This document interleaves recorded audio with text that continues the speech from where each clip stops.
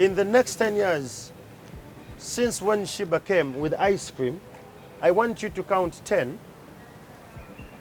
From that time, there will be another budding artist that will come. These are the artists you're seeing here who come and sing and they go with the bubblegum music. I think it's the lack of appreciation of the arts industry. My name is Andrew Kyamagero. Many people call me Omuntu Awansi, and yes, I'll keep advocating and drumming for the people at the bottom of the pyramid. And not only that, I run an organization called Omuntu Awansi that focuses on men and boys. I am the lead host of NTV Uganda, a Twitter innovative platform that engages men on the different narratives around manhood, fatherhood, and life. Looking back, the experience of winning the digital award remains a cherished memory, for lack of a better word, and inspiring me to continue pushing beyond excellence. But at the same time, it's a reminder of a journey of creation is as enriching as recognition or destination of recognition.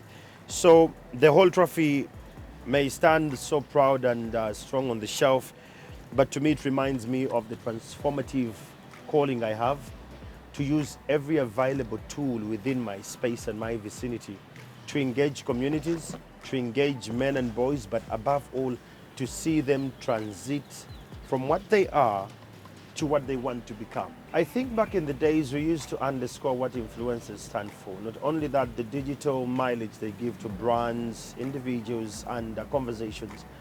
But where we are today, influencers, I don't want to look at them as just influencers.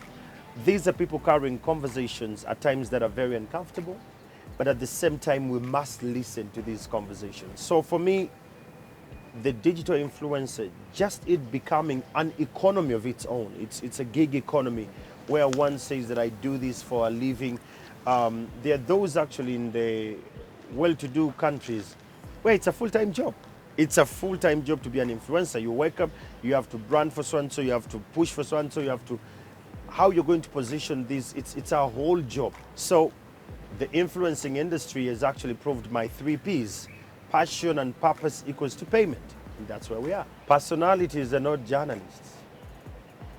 Journalists are trained in the frames of which they use when they're reporting, when they are collecting news, even when they're producing news. Being a personality, it comes with a lot of advocacy. Thumping your chest for a particular reason and agenda. And that works. But that doesn't mean that they're not doing quite a good job. They're doing a very incredible job. But you see, when we, the journalists who are trained, become silent, fools will take up the space. Now, when fools take up the space, it is not shocking that the land fellas, they don't watch news anymore. And we should plug this to the new, rather the emerging force of citizen journalism, where everyone with a phone can record and report what they've seen. I think now the challenge is upon us, the consumers, to sieve your feed.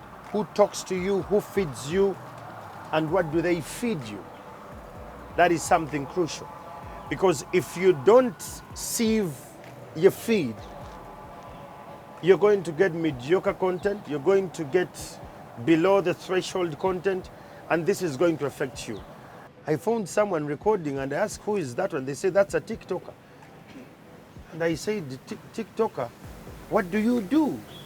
Because if you just record content to make people happy and laugh, your passion and purpose must convert to payment.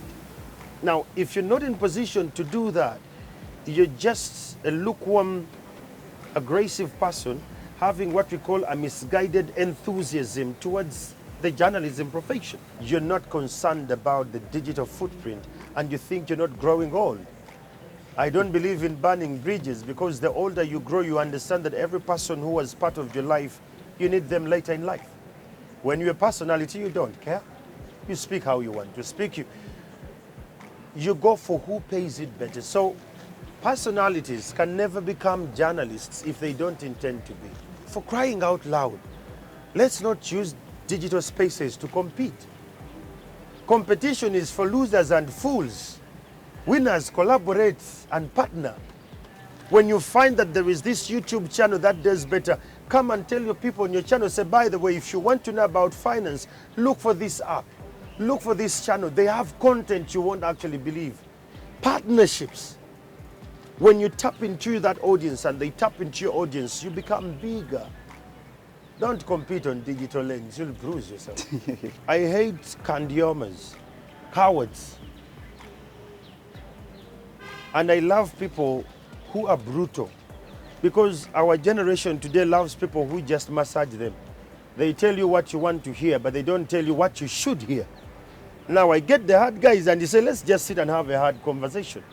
And how I choose my guests oftentimes, I choose guests who are extreme. Be it conservative, extreme, be it liberal conservative, be it moderate like me, but they have to be extreme at that particular agenda.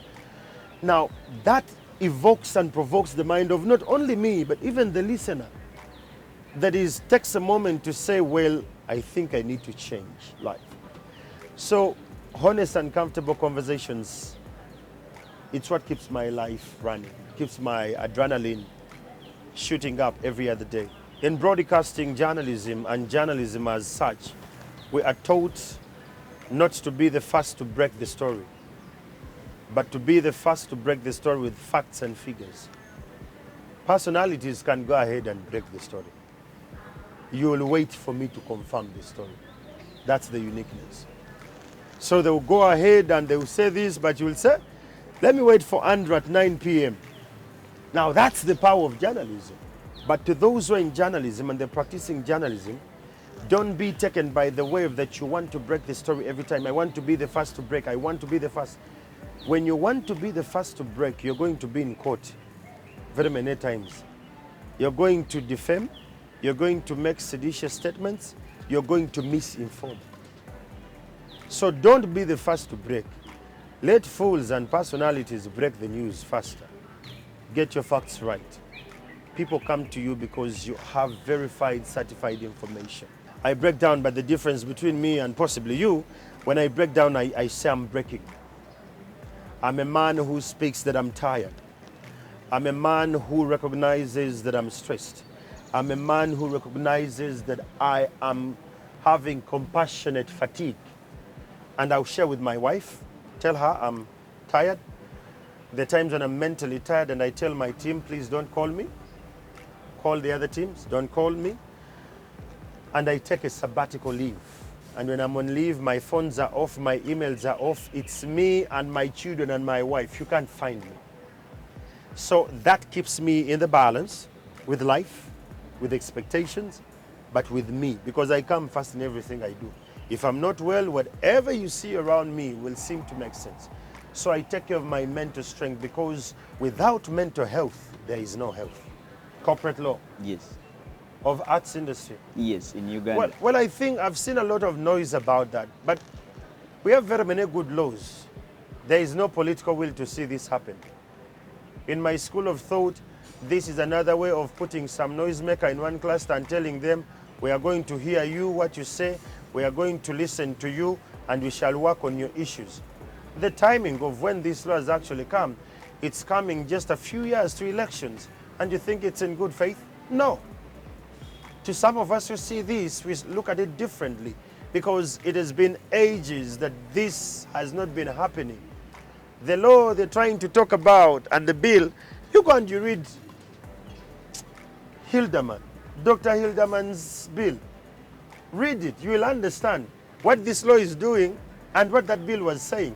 Suggestions that were actually moving more and vibrant, even overhauls, are in the bill, not in the law. They edited what would not provoke the powers that be, but would appease a few individuals, and that is what is running. So some of us look at things differently. In the next 10 years, since when Shiba came with ice cream, I want you to count 10. From that time, there will be another budding artist that will come. Every decade, things change. These are the artists you're seeing here who come and sing and they go with the bubblegum music. I think it's the lack of appreciation of the arts industry.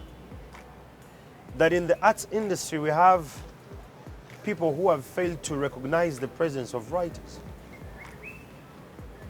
Being an artist, a musician, does not mean you must be a writer.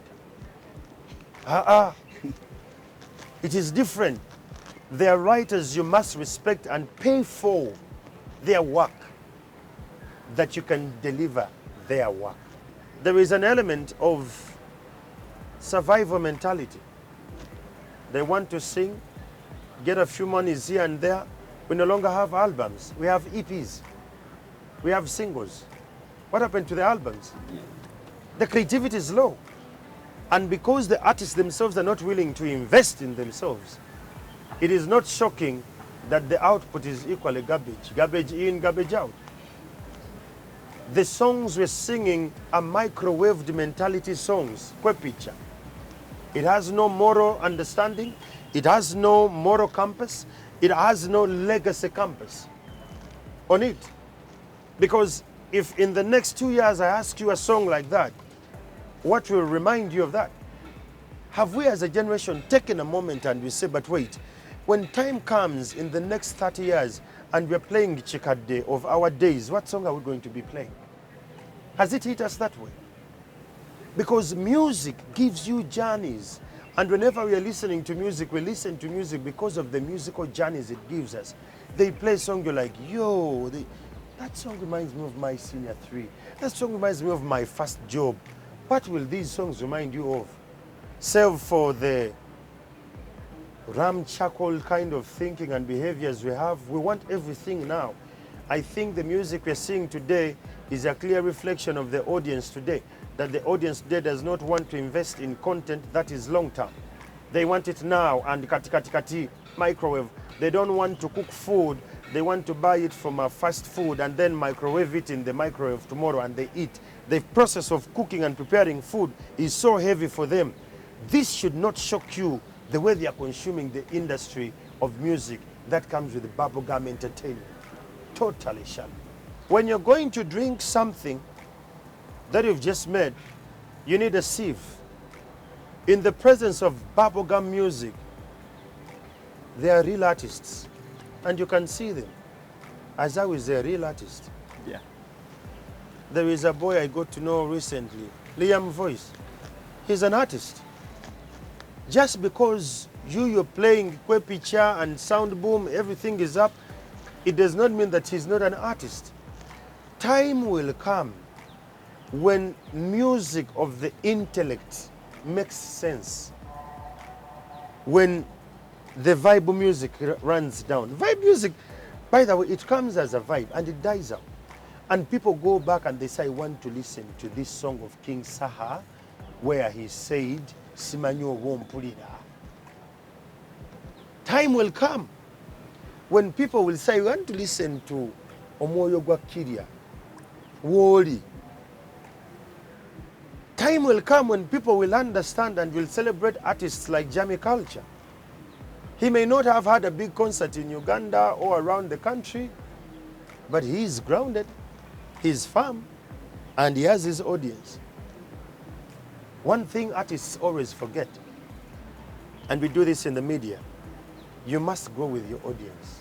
Today we still call Kanda Bongoman to come and sing. Even when we know that the music he played was for our fathers, why are we calling him? Because it's still relevant.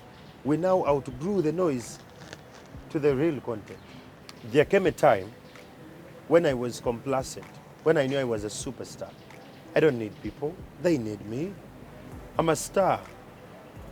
I don't need, they will look for me. That thing was on my head for 1 full year. It costed me relationships. It costed me connections. It costed me growth. And it was from that day that I started to fight against complacency up to today. I'm never complacent with the relationships I have. I'm never complacent with the people around me. I'm never complacent with any opportunity around me. I know it's there for a time being and I must use it or it must add value to me.